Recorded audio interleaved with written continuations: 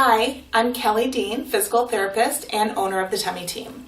I want to talk to you about why crunches don't work and clear up some misunderstandings about what traditional abdominal work was designed to do and what is actually a better way to strengthen your core.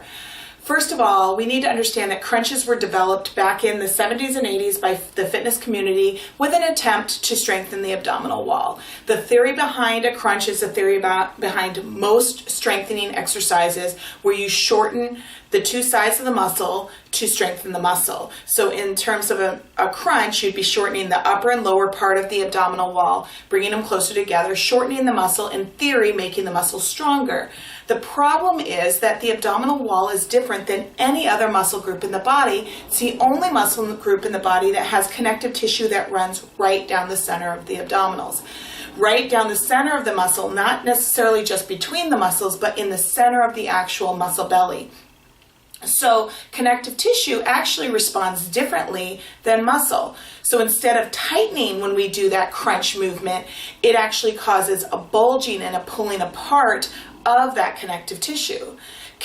So every time you do a crunch or any kind of crunch-like position, because it's not just crunches, sit-ups, V-sits, some Pilates movements, some yoga movements, any movement that you take the pelvis and the rib cage and you bring them together where the belly bulges causes that forward forceful pressure along this linea alba, this connective tissue. Strenuous, repetitive movements cause micro tears in that connective tissue that can cause long-term, can cause a damage and a condition called diastasis recti, which is a separation of your abdominal wall. Pregnancy and pregnancy hormones, prenatally and postpartum, can contribute to exaggerated laxity in this connective tissue from the hormones that makes that connective tissue and that linea alba even more vulnerable with crunch-like positions and crunch-like exercises.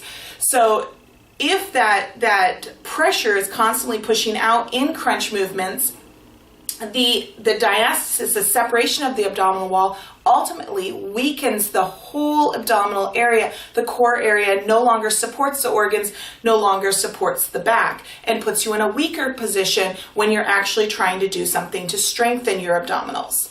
The true design of your body is a core group of core muscles that include 3 abdominal muscles: the rectus abdominis, the obliques, the transverse abdominis, which is a corset, some back muscles, some pelvic floor muscles, and some hip stabilizers.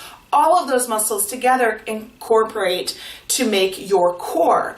Your core is meant to be a stabilizing force for your back, for your organs, and to connect your upper and your lower body.